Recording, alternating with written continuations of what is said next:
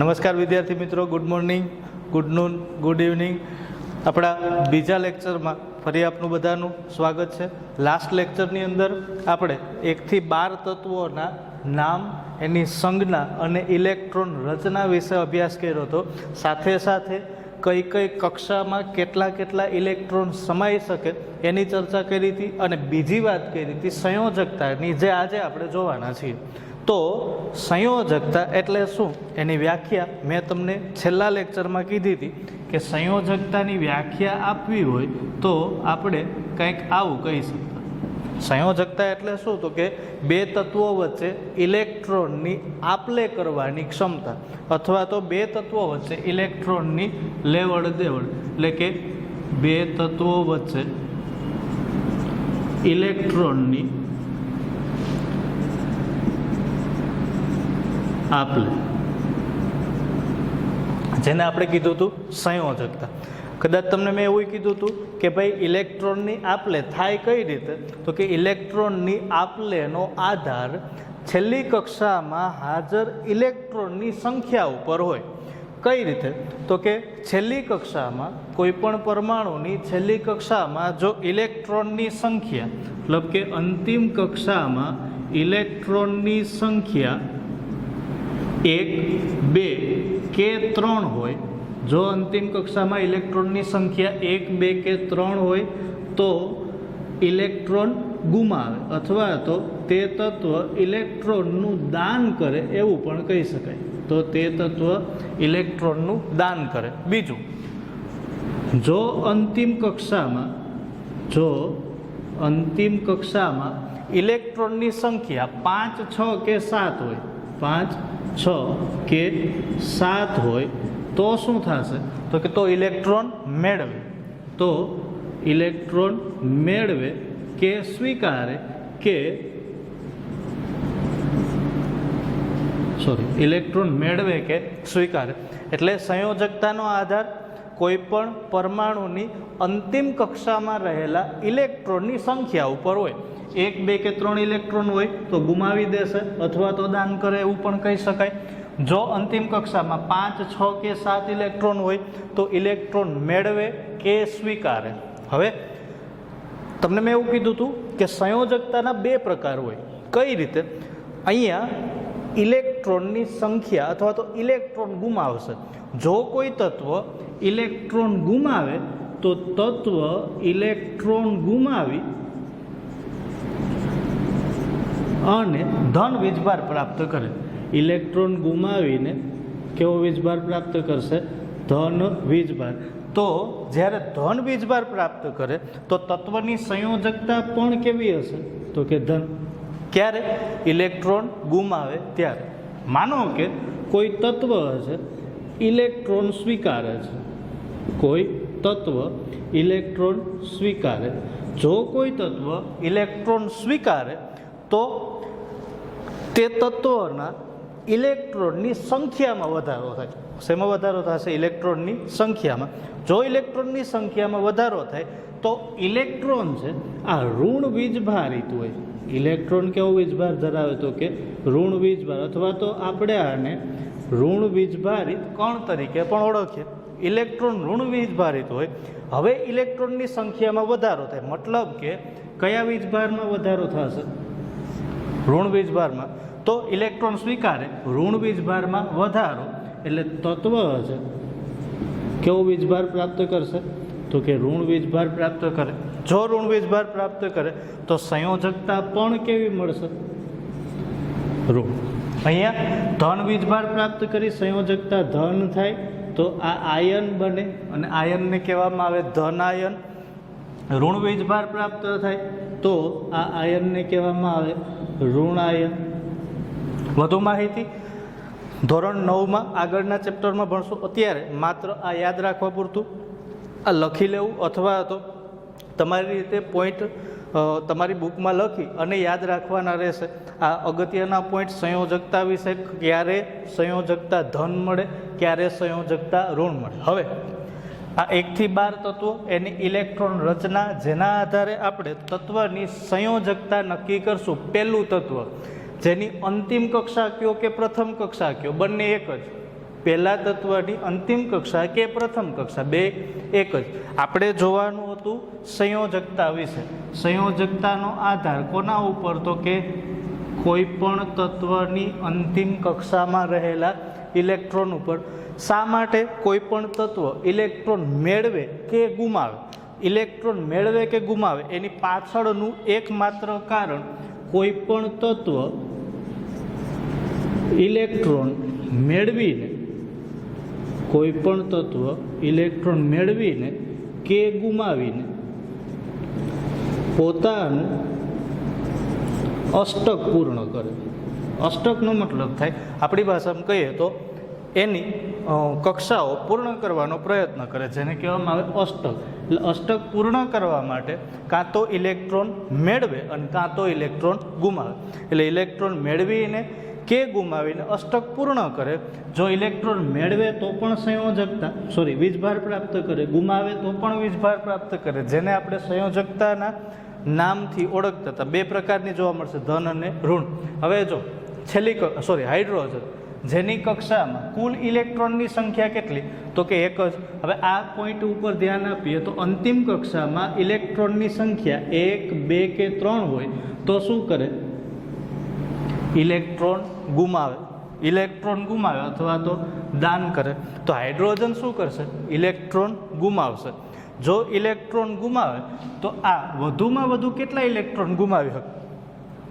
એક જ છે, એક જ ગુમાવે. કોઈની પાસે ઉછીને લઈને તો ગુમાવાય નહીં. એટલે આ હાઇડ્રોજન પોતાની અંતિમ કક્ષામાં રહેલો એક ઇલેક્ટ્રોન ગુમાવશે.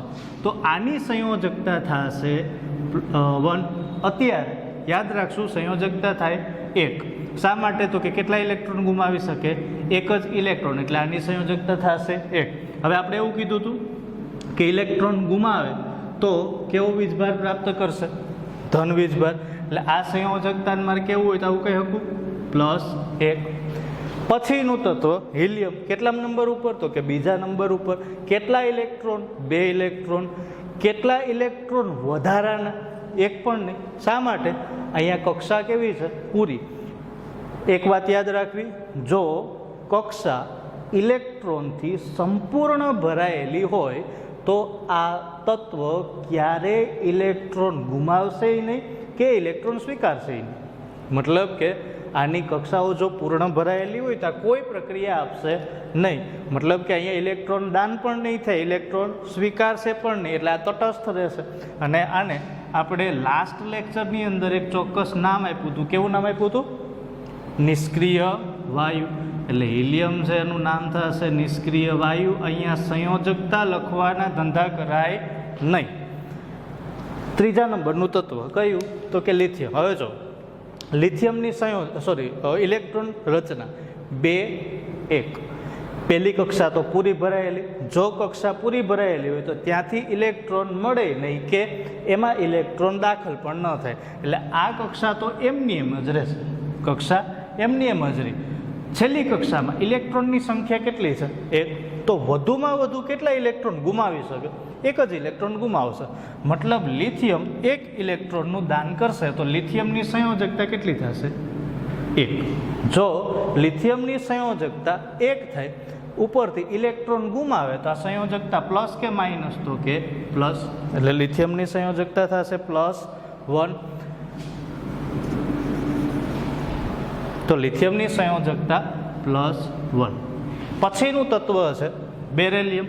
બેરેલિયમ જેની ઇલેક્ટ્રોન રચના પહેલી કક્ષામાં 2 ઇલેક્ટ્રોન, મતલબ કે આ તો પૂરી ભરાયેલી. હવે અહીંયાથી જેમ આગળ જશો એમ પહેલી કક્ષા બધામાં પૂરી ભરાયેલી હશે. એટલે પહેલી કક્ષામાંથી ક્યાંય પણ ઇલેક્ટ્રોન મળવાની કે ઇલેક્ટ્રોન ગુમાવવાની આપણે આશા રાખતા નથી. એટલે હવે આપણે પહેલી કક્ષાનો ઉચ્ચાર ક્યાંય નહીં કરીએ, કારણ કે આમાં હવે કાંઈ થશે નહીં. કારણ કે પહેલી કક્ષા પૂર્ણ ભરાયેલી છે. જે કંઈ થશે એ છેલ્લી કક્ષામાં થશે. તો બેરેલિયમની આ છેલ્લી કક્ષા વધુમાં વધુ કેટલા ઇલેક્ટ્રોન હોય? તો કે 8 છે. કેટલા? 2. તો 2 ઇલેક્ટ્રોન હોય તો ગુમાવે કે મેળવે? તો કે ગુમાવી દેશે. તો કેટલા ઇલેક્ટ્રોન ગુમાવે? તો કે 2 ઇલેક્ટ્રોન. જોવું જોઈએ આ નિયમમાં આપણે કંઈક એવી વાત કરી હતી કે અંતિમ કક્ષામાં 1, 2 કે 3 ઇલેક્ટ્રોન હોય તો ગુમાવશે. એટલે આ 2 ઇલેક્ટ્રોન ગુમાવે. જો ઇલેક્ટ્રોન ગુમાવે તો સંયોજકતા કેવી લખશું? પ્લસ, એટલે આની સંયોજકતા થાય +2. એના પછીનું તત્વ જેને આપણે નામ આપ્યું હતું બોરોન, તો 5મા નંબર ઉપર આવતું તત્વ, પહેલી કક્ષા પૂર્ણ ભરાયેલી, બીજી કક્ષા અથવા તો અંતિમ કક્ષા જ્યાં ઇલેક્ટ્રોનની કુલ સંખ્યા કેટલી, તો કે 3, છેલ્લી કક્ષામાં ઇલેક્ટ્રોનની સંખ્યા 3, તો હજી શું થાય, તો કે ઇલેક્ટ્રોન ગુમાવશે. કેટલા ઇલેક્ટ્રોન? વધુમાં વધુ 3 ઇલેક્ટ્રોન. તો આ સંયોજકતા પ્લસ કે માઇનસ, તો કે પ્લસ. એના પછી આવતું ચોથા નંબરનું તત્વ જેનું નામ છે કાર્બન, સંજ્ઞા થાય કેપિટલ સી. છેલ્લી કક્ષામાં કુલ ઇલેક્ટ્રોનની સંખ્યા છે 4. છેલ્લી કક્ષામાં કુલ ઇલેક્ટ્રોનની સંખ્યા 4. તો પ્રશ્ન હતો કે આ ઇલેક્ટ્રોન ગુમાવે કે મેળવે, અને જો ઇલેક્ટ્રોન ગુમાવે તો કેટલા ઇલેક્ટ્રોન ગુમાવશે અથવા તો કેટલા ઇલેક્ટ્રોન મેળવશે. જો નિયમ કાંઈક એવો હતો કે છેલ્લી કક્ષામાં 1, 2 કે 3 ઇલેક્ટ્રોન હોય તો ગુમાવશે, છેલ્લી કક્ષામાં 5, 6 કે 7 ઇલેક્ટ્રોન હોય તો મેળવશે. ચોકડ ક્યાંય એવો જ નથી. 4 વિશેની આપણે કોઈ ચર્ચા કરી નથી. તો ભાઈ કાર્બન શું કરે? 4 ઇલેક્ટ્રોન ગુમાવી દે તો સામે કોઈ એવું તત્વ નહીં હોય કે જે 4 ઇલેક્ટ્રોન મેળવશે. 4 ઇલેક્ટ્રોન દે એવો કોઈ દાનવીરામાં હશે નહીં. તો કાર્બન કોઈ તત્વ સાથે સંયોજાય તો સંયોજાય કઈ? હાલ પૂરતી આપણે કાર્બનની સંયોજકતા 4 દર્શાવશું, પ્લસ કે માઇનસ એનો ઉલ્લેખ નહીં કરીએ. 10મા ધોરણમાં થોડુંક સમજો. 4 ઇલેક્ટ્રોન હાજર છે, 4 ઇલેક્ટ્રોન ઘટે, મતલબ આ ભાઈ અધવચ્ચે લટકાણો. કોઈ 4 ઇલેક્ટ્રોન દેશે નહીં, કોઈ 4 ઇલેક્ટ્રોન લેશે નહીં. એટલે કાર્બન શું કરે તો કે અન્ય તત્વ સાથે કાર્બન જોડાય. તેમ છતાં એ જો બધાય તત્વોમાં સૌથી વધુ સંયોજન ધરાવતું તત્વ કોઈ હોય તો એ કાર્બન છે. તો પાછો પ્રશ્ન એ થાય કે ભાઈ ઇલેક્ટ્રોન લીધા વગર કે દીધા વગર સંયોજકતા અથવા તો સંયોજાય કઈ રીતે? કાર્બનની એક ચોક્કસ ખાસિયત છે, આ કાર્બન પોતે કોઈ પણ તત્વ સાથે એક ચોક્કસ બંધથી જોડાય, અને આ બંધને કહેવામાં આવે સહસંયોજક બંધ. કેવો બંધ કહેવાય? સહસંયોજક બંધ. ને આન પછીના ચેપ્ટરમાં આવશે ત્યારે એના વિશે ચર્ચા કરશો. ત્યારે યાદ રાખશું, કાર્બન કોઈ પણ તત્વ સાથે સંયોજાય તો કેવા કઈ રીતે સંયોજાય? સહસંયોજક બંધ. સહસંયોજકનો મતલબ થાય કાર્બન પોતે ભાગીદારીથી જોડાય. કોની ભાગીદારીથી જોડાશે? જોડાવા માટે ફરજિયાતપણે કાર્બને ઇલેક્ટ્રોનની ભાગીદારી કરવી પડે. મતલબ કે કોઈ તત્વ સાથે ઇલેક્ટ્રોનની ભાગીદારી કરી કાર્બન પોતાનું અષ્ટક પૂર્ણ કરશે. આ કાર્બનનો એક અગત્યનો ગુણધર્મ. બીજા તત્વો પણ સહસંયોજક બંધની મદદથી જોડાય, પણ કાર્બન મોસ્ટલી જે સંયોજનો બનાવે છે એમાં જે બંધથી જોડાય આ બંધ હંમેશા માટે કયો હશે? સહસંયોજક બંધ. સહસંયોજક બંધ વિશે આગળના ચેપ્ટરમાં જોશું. એના પછીનું તત્વ નાઇટ્રોજન. હવે નાઇટ્રોજનની પહેલી કક્ષામાં 2 ઇલેક્ટ્રોન, બીજી કક્ષામાં અથવા તો અંતિમ કક્ષામાં 5 ઇલેક્ટ્રોન છે.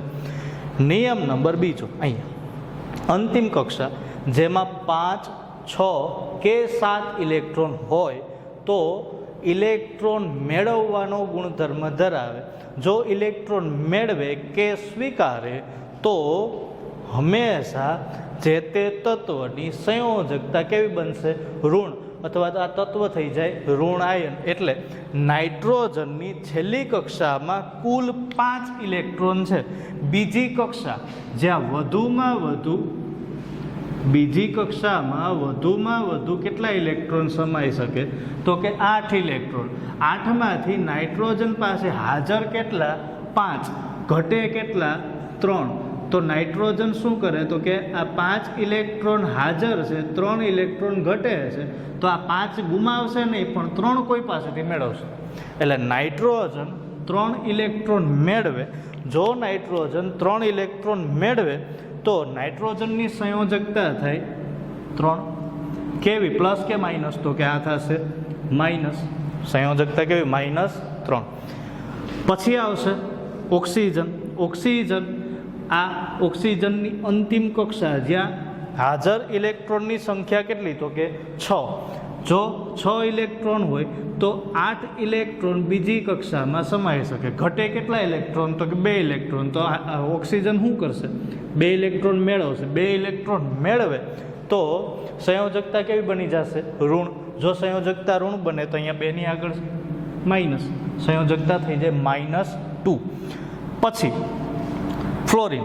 ફ્લોરિનની અંતિમ કક્ષામાં કુલ ઇલેક્ટ્રોનની સંખ્યા જો કેટલી? 7. કેટલા ઘટે છે? 1. તો સંયોજકતા કેટલી થશે? 1. મેળવે કે ગુમાવે? તો કે મેળવે. 7માં 1 ઇલેક્ટ્રોન ઉમેરાય છે તો કુલ ઇલેક્ટ્રોનની સંખ્યા કેટલી થઈ જાય? 8. મતલબ કે ફ્લોરિનની સંયોજકતા થઈ જશે -1. એના પછી આવતું તત્વ જેને આપણે કીધું હતું નિયોન. જો તો બીજી કક્ષામાં વધુમાં વધુ કેટલા ઇલેક્ટ્રોન સમાઈ શકે? 8. નિયોનની બીજી કક્ષામાં હાજર ઇલેક્ટ્રોનની સંખ્યા કેટલી? 8.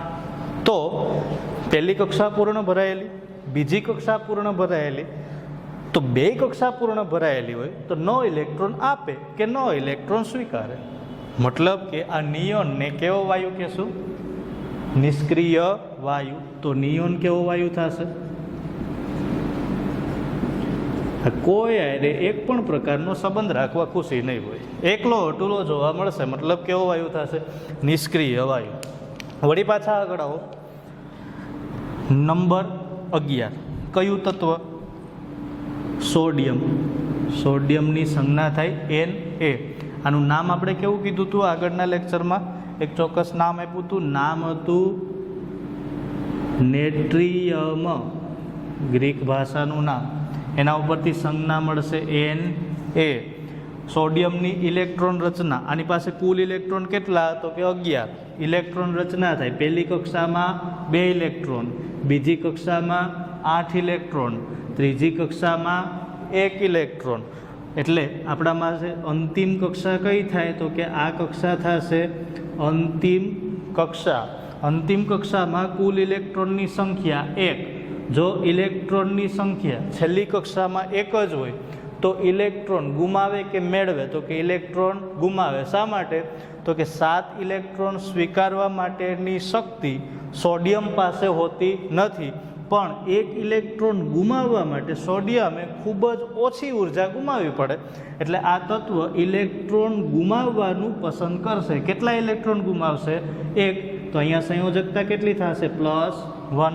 Same as magnesium. 2 મતલબ પહેલી કક્ષા પૂર્ણ ભરાયેલી 8, બીજી કક્ષાએ પૂર્ણ ભરાયેલી, વળી પાછા આવશે 2. તો આ અંતિમ કક્ષામાં કુલ ઇલેક્ટ્રોનની સંખ્યા છે 2. ત્રીજી કક્ષા. ત્રીજી કક્ષામાં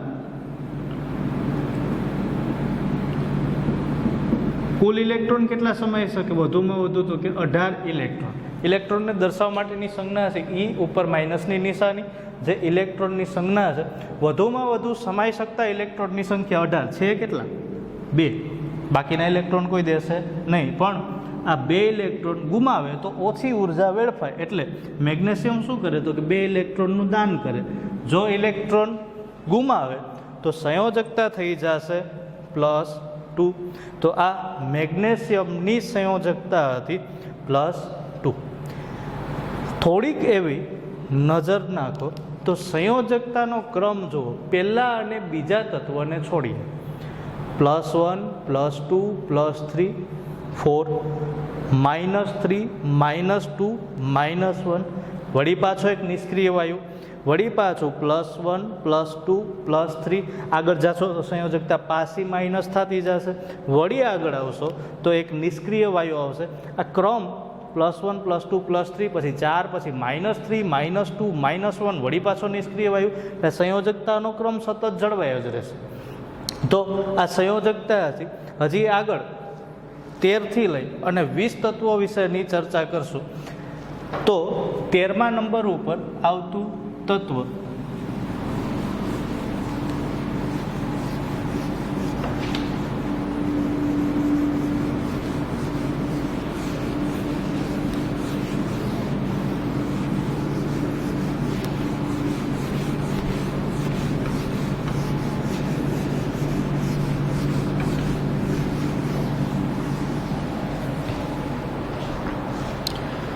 હવે પરમાણુય ક્રમાંક 13.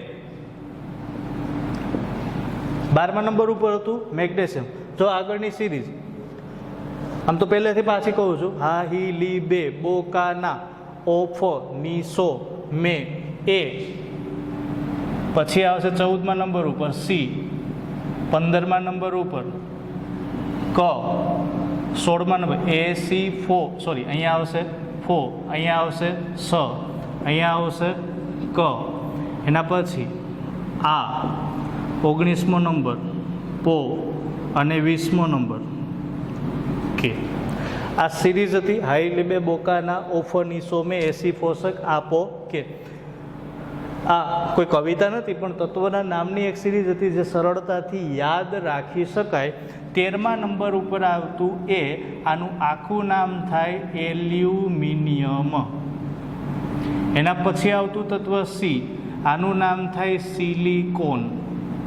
એના પછી આવશે ફોસ્ફરસ, ફોરનું આખું નામ થશે ફોસ્ફરસ. પછી આવશે સલ્ફર, એના પછી આવશે ક્લોરિન, એના પછી છે આર્ગોન, એના પછી પોટેશિયમ, એના પછી છે જે તત્વનું નામ થશે કેલ્શિયમ. તો આ 1 થી 20 તત્વ આપણે બાકી હતા. 13 તત્વ, સોરી 13મા નંબર ઉપરથી 13મા નંબર ઉપર આવતું તત્વ જેનું નામ હતું એલ્યુમિનિયમ. એલ્યુમિનિયમની સંજ્ઞા, એલ્યુમિનિયમને દર્શાવવા માટેની સંજ્ઞા થાય એ એલ. 14મો નંબર સિલિકોન, આની સંજ્ઞા થાય એસ આઈ. 15મો નંબર ફોસ્ફરસ, ફોસ્ફરસને દર્શાવવા માટેની સંજ્ઞા કેપિટલ પી. એના પછી છે સલ્ફર, સલ્ફરને દર્શાવવા માટેની સંજ્ઞા એસ. ક્લોરિનને દર્શાવવા માટેની સંજ્ઞા Cl. આર્ગોન માટેની સંજ્ઞા છે Ar. પોટેશિયમ માટેની સંજ્ઞા K. કેલ્શિયમ માટેની સંજ્ઞા Ca. તો આ 13 થી 20 સુધીના તત્વોની સંજ્ઞાઓ. એલ્યુમિનિયમની સંજ્ઞા Al, સિલિકોનની સંજ્ઞા Si, ફોસ્ફરસની સંજ્ઞા P, સલ્ફરની સંજ્ઞા S, ક્લોરિનની સંજ્ઞા Cl, આર્ગોનની સંજ્ઞા Ar, પોટેશિયમની સંજ્ઞા K, કેલ્શિયમની સંજ્ઞા Ca. વાત કરતા હતા ઇલેક્ટ્રોન રચનાની. કેટલામ નંબરનું તત્વ? 13મા નંબર ઉપર આવેલું તત્વ. કુલ ઇલેક્ટ્રોનની સંખ્યા કેટલી? તો કે 13. કઈ રીતે ગોઠવશું? તો કે કક્ષાના ક્રમ પ્રમાણે ગોઠવશું. પહેલી કક્ષામાં વધુમાં વધુ ઇલેક્ટ્રોન 2, બીજી કક્ષામાં 8, કુલ ઇલેક્ટ્રોન થયા 10, વધે 3, તો આ ઇલેક્ટ્રોન ગોઠવાય ત્રીજી કક્ષામાં. ત્રીજી કક્ષામાં ઇલેક્ટ્રોનની સંખ્યા 3, તો એલ્યુમિનિયમની ઇલેક્ટ્રોન રચના થાય 2, 8, 3. સિલિકોન કેટલામ નંબર ઉપર? 14. 14મા નંબર ઉપર આવતું તત્વ. પહેલી કક્ષામાં 2, બીજી કક્ષામાં 8 ઇલેક્ટ્રોન, એટલે આ કુલ થશે 10 ઇલેક્ટ્રોન. વધેલા 4 ઇલેક્ટ્રોન જે જાય અંતિમ કક્ષામાં, મતલબ છેલ્લી કક્ષામાં, કુલ ઇલેક્ટ્રોનની સંખ્યા થશે 4. પછી છે ફોસ્ફરસ. કેટલામ નંબર ઉપર આવતું તત્વ? 15મા નંબર ઉપર આવતું તત્વ ફોસ્ફરસ. ફોસ્ફરસની સંજ્ઞા થાય P. 15મા નંબર ઉપર આવશે, મતલબ કે એની પાસે ઇલેક્ટ્રોનની સંખ્યા પણ 15 હશે. જો ઇલેક્ટ્રોનની સંખ્યા 15 હોય તો આની ઇલેક્ટ્રોન રચના 2, 8, 5. કુલ ઇલેક્ટ્રોન કેટલા? 15. 16મા નંબર ઉપર આવશે સલ્ફર. સલ્ફરની ઇલેક્ટ્રોન રચના 16 ઇલેક્ટ્રોન હશે કુલ, તો ઇલેક્ટ્રોન રચના 2, 8, 6. ક્લોરિન કેટલામ નંબર ઉપર? 17મા નંબર ઉપર. 17મા નંબર ઉપર આવતું તત્વ ક્લોરિનની ઇલેક્ટ્રોન રચના 2, 8, એટલે કુલ 10 ઇલેક્ટ્રોન. હજી 7 ઇલેક્ટ્રોન વધે જે ત્રીજી કક્ષામાં જશે, એટલે આની ઇલેક્ટ્રોન રચના થશે 2, 8, 7. એના પછી આવતું તત્વ આર્ગોન. આર્ગોનની પાસે કુલ ઇલેક્ટ્રોનની સંખ્યા છે 18, એટલે 18 ઇલેક્ટ્રોન ગોઠવાય કઈ રીતે? તો કે આ 2, 8, 8. હવે જો પેલા ઇલેક્ટ્રોન રચના વિશે સમજીએ. પોટેશિયમ જેનો ક્રમ 19મો, મતલબ એની પાસે કુલ ઇલેક્ટ્રોનની સંખ્યા 19. ઇલેક્ટ્રોન રચના જોજો 2 પહેલી કક્ષામાં, 8 બીજી કક્ષામાં, ત્રીજી કક્ષામાં હવે 9 ઇલેક્ટ્રોન નહીં લખાય. શા માટે નહીં અથવા તો કઈ રીતે લખશું? ત્રીજી કક્ષામાં 8 અને ચોથી કક્ષામાં 1. પોટેશિયમની ઇલેક્ટ્રોન રચના 2, 8, 8, 1. પછી છે કેલ્શિયમ. કેલ્શિયમની ઇલેક્ટ્રોન રચના થઈ 2, 8, 8, 2. તો આ તત્વોની ઇલેક્ટ્રોન રચના. પ્રશ્ન એ હતો કે ત્રીજી કક્ષામાં 18 ઇલેક્ટ્રોન હોય તો મફતમાં ચોથી કક્ષા આપવાનું કારણ શું? એક નિયમ છે, પહેલાં હંમેશા કોઈ પણ કક્ષાનું અષ્ટક પૂર્ણ થાય. અત્યાર પૂરતું આ યાદ રાખશું, વધુ માહિતી 10મા ધોરણમાં મેળવશું. કક્ષાનું અષ્ટક પૂર્ણ થાય, અહીંયા અષ્ટક પૂર્ણ થાય, અહીંયા પણ પૂર્ણ થાય, પછી ઇલેક્ટ્રોન નવી કક્ષામાં જાય. મતલબ કે હવે ઇલેક્ટ્રોન કઈ કક્ષામાં જાય? ચોથી કક્ષામાં. તો વધશે કેટલા ઇલેક્ટ્રોન? 19માંથી 18 ઇલેક્ટ્રોન પહેલી 3 કક્ષામાં ગોઠવાના. વધેલો ઇલેક્ટ્રોન અહીંયા ચોથી કક્ષામાં જશે. અહીંયા 20માંથી 18 ઇલેક્ટ્રોન પહેલી 3 કક્ષામાં ગોઠવાય, વધેલા 2 ઇલેક્ટ્રોન ચોથી કક્ષામાં. અત્યાર પૂરતું આ યાદ રાખશું કે હંમેશા પહેલાં અષ્ટક પૂર્ણ થાય, અષ્ટક પૂર્ણ થયા પછી ઇલેક્ટ્રોન આગળની કક્ષામાં જશે. એટલે ત્રીજી કક્ષામાં અહીંયા અષ્ટક પૂર્ણ થઈ, ચોથી કક્ષામાં ઇલેક્ટ્રોન ઉમેરા. હવે વાત કરતા હતા સંયોજકતાની. તો સંયોજકતા નક્કી કરવા માટે આપણે કઈ કક્ષાને અનુસરતા હતા? તો કે અંતિમ કક્ષા ત્રીજી હોય, ચોથી હોય અથવા તો ગમે એ, ટૂંકમાં છેલ્લી કક્ષા. અહીંયા આ છેલ્લી કક્ષા એલ્યુમિનિયમ પાસે છેલ્લી કક્ષામાં હાજર રહેલા ઇલેક્ટ્રોન કેટલા? તો કે 3 ઇલેક્ટ્રોન. થોડી વાર પહેલાં હજી પાછું એક વખત અહીંયા લખી દઉં છું. જો અંતિમ કક્ષામાં 1, 2 કે 3 ઇલેક્ટ્રોન હોય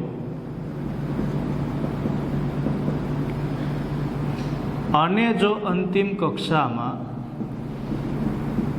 5, 6 કે 7 ઇલેક્ટ્રોન હોય તો આ ઇલેક્ટ્રોન ગુમાવશે અને અહીંયા ઇલેક્ટ્રોન મેળવશે. ગુમાવશે તો ધન બને, મેળવે તો ઋણ બનશે. તો આની અંતિમ કક્ષામાં કુલ ઇલેક્ટ્રોનની સંખ્યા 3. કેટલા? તો શું કરશે? તો કે ઇલેક્ટ્રોન ગુમાવે. વધુમાં વધુ કેટલા ઇલેક્ટ્રોન ગુમાવે? 3 ઇલેક્ટ્રોન ગુમાવશે. જો 3 ઇલેક્ટ્રોન ગુમાવે તો સંયોજકતા કેવી થશે? 3. કેવી સંયોજકતા થશે? ગુમાવશે એટલે ધન, એટલે આ સંયોજકતાનું +3 કહી શકું. પછીનું તત્વ સિલિકોન. સિલિકોનની અંતિમ કક્ષામાં 4 ઇલેક્ટ્રોન, વળી પાછા 4 ઇલેક્ટ્રોન. સિલિકોનની સંયોજકતા અત્યાર પૂરતી આપણે સમજવા માટે 4 રાખશું. સિલિકોન પણ કાર્બનની જેમ સહસંયોજક બંધ બનાવે. સિલિકોન પણ કાર્બનની જેમ સહસંયોજક બંધ બનાવે, પણ સિલિકોન દ્વારા બનતા સહસંયોજક બંધ અથવા તો સિલિકોન દ્વારા બનતા સંયોજનો કાર્બન જેટલા સ્થાયી સંયોજન બની શકતા નથી. અત્યાર પૂરતી આપણે માત્ર આ યાદ રાખશું. બાકી સિલિકોનની સંયોજકતા થોડીક જુદી છે, જે પછી ચર્ચા કરશું. એના પછી છે ફોસ્ફરસ. ફોસ્ફરસની અંતિમ કક્ષામાં 5 ઇલેક્ટ્રોન. જો ઇલેક્ટ્રોનની સંખ્યા અંતિમ કક્ષામાં 5, 6 કે 7 હોય તો ઇલેક્ટ્રોન મેળવવાનો ગુણધર્મ ધરાવે. અહીંયા અંતિમ કક્ષામાં કુલ કેટલા ઇલેક્ટ્રોન છે? 5 ઇલેક્ટ્રોન. 8 ઇલેક્ટ્રોન કરવા હોય તો ઘટે કેટલા? તો કે 3 ઇલેક્ટ્રોન. એટલે અહીંયા કુલ કેટલા ઇલેક્ટ્રોન મેળવશે? 3. તો સંયોજકતા થશે -3. એના પછીનું છે સલ્ફર. સલ્ફરની અંતિમ કક્ષામાં કુલ ઇલેક્ટ્રોનની સંખ્યા 6 છે. જો 6 ઇલેક્ટ્રોન હોય તો 8 ઇલેક્ટ્રોન અથવા તો અષ્ટક પૂર્ણ કરવા માટે ઘટતા ઇલેક્ટ્રોનની સંખ્યા કેટલી? તો કે 2. એટલે સલ્ફર શું કરે? તો કે 2 ઇલેક્ટ્રોન મેળવશે. 2 ઇલેક્ટ્રોન મેળવી અને સંયોજકતા થશે -2. એના પછી છે ક્લોરિન. ક્લોરિનની અંતિમ કક્ષામાં ઇલેક્ટ્રોનની સંખ્યા 7. અષ્ટક પૂર્ણ કરવા માટે ઘટે કેટલા ઇલેક્ટ્રોન? તો કે 1. આની સંયોજકતા થશે -1. વળી પાછું એક તત્વ જેનું નામ છે આર્ગોન. પહેલી કક્ષાએ પૂરી, ત્રીજી કક્ષાનું અષ્ટક પણ પૂર્ણ થાય. મતલબ કે 3 કક્ષાઓ કેવી? સંપૂર્ણ ભરાયેલી. જો 3 કક્ષાઓ સંપૂર્ણ ભરાયેલી હશે તો આર્ગોન ઇલેક્ટ્રોનનું દાન પણ નહીં કરે અને ઇલેક્ટ્રોન સ્વીકારશે પણ નહીં. તેથી આર્ગોનને કહેવામાં આવશે નિષ્ક્રિય વાયુ. વળી પાછું પરમાણુ ક્રમાંક 19 તો પોટેશિયમ જેની પાસે કુલ 4 કક્ષાઓ, 4 કક્ષામાંથી 3 તો ભરાયેલી જશે. અંતિમ કક્ષામાં ઇલેક્ટ્રોનની સંખ્યા કેટલી હતી તો કે 1. એટલે આ પોટેશિયમ કુલ કેટલા ઇલેક્ટ્રોન ગુમાવશે? 1 ઇલેક્ટ્રોન ગુમાવે. જો ઇલેક્ટ્રોન ગુમાવે તો સંયોજકતા બનશે +1. એટલે પોટેશિયમની સંયોજકતા થશે +1. 20મા નંબર ઉપર આવતું તત્વ જેનું નામ છે કેલ્શિયમ. કેલ્શિયમની અંતિમ કક્ષામાં ઇલેક્ટ્રોનની સંખ્યા 2. 2 ઇલેક્ટ્રોન હોય તો પણ ગુમાવે. કેટલા ગુમાવશે તો કે 2 ઇલેક્ટ્રોન ગુમાવે. જો 2 ઇલેક્ટ્રોન ગુમાવે તો સંયોજકતા થશે +2. એટલે કેલ્શિયમની સંયોજકતા +1. હવે તત્વની સંયોજકતા 2 પ્રકારની. એક સંયોજકતા ધન, બીજી સંયોજકતા ઋણ. અને આપણે આવું પણ કહી શકીએ કે જો ઇલેક્ટ્રોન ગુમાવે, કોઈ પણ તત્વ ઇલેક્ટ્રોન ગુમાવે તો એની સંયોજકતા કેવી હશે? ધન. આને આપણે ધન આયન પણ કહી શકીએ અથવા તો ધનાયન પણ કહેવાય. જો ઇલેક્ટ્રોન મેળવે તો ધોરણ 8ની અંદર આને આપણે ઋણાયન કહેતા હતા. બે માટે એક થોડીક એવી સમજવા જેવી બાબત, કોઈ પણ તત્વ ધન આયન બનશે. ઉદાહરણ તરીકે આપણી પાસે 11મા નંબરનું તત્વ હતું જેનું નામ હતું Na. આ Na નું નામ થાય સોડિયમ. 17મા નંબરનું એક તત્વ જો અહીંયા આપણી સામે છે, નામ છે સંજ્ઞા છે Cl, આનું નામ છે ક્લોરીન. હવે થોડીક એવી માહિતી છે કે ધનાયન બને અને ઋણાયન બને. ક્યારે બને? ક્યારે ઇલેક્ટ્રોન ગુમાવે ને ક્યારે ઇલેક્ટ્રોન સ્વીકારે. જો કોઈ પણ તત્વ હાવ એમને ખાલી ખોટું મફતમાં ઇલેક્ટ્રોન ગુમાવે નહીં, કે કોઈ તત્વ ખાલી આમ સીધો ક્યાંયથી ઇલેક્ટ્રોન સ્વીકારશે નહીં. બે તત્વો વચ્ચે ચોક્કસ આકર્ષણ બળ હોય. આ તત્વ જેટલા ઇલેક્ટ્રોન ગુમાવે એટલા જ ઇલેક્ટ્રોન આ સ્વીકારતું હોય તો બંને વચ્ચે એક સંયોજન બને. જોજો, સોડિયમ 1 ઇલેક્ટ્રોન ગુમાવશે એટલે આ બની જશે ધનાયન. આણે ગુમાવેલો ઇલેક્ટ્રોન કોણ સ્વીકારે? ક્લોરીન. એટલે ક્લોરીન બની જાય ઋણાયન. અહીંયા સોડિયમને હું ઇલેક્ટ્રોન ગુમાવે પછી આમ લખી શકું Na+. પ્લસ શું દર્શાવે તો કે આણે ગુમાવેલા ઇલેક્ટ્રોનની સંખ્યા. કેટલા ઇલેક્ટ્રોન ગુમાવ્યા? 1. એટલે 1 લખવાની કાંઈ જરૂર નથી, ખાલી પ્લસની નિશાની કરો તો સમજી શકાય એવી વસ્તુ કે 1 ઇલેક્ટ્રોન ગુમાવશે. સામેની બાજુએ બીજું તત્વ છે ક્લોરીન. ક્લોરીન વધુમાં વધુ કેટલા ઇલેક્ટ્રોન મેળવે? 1 જ.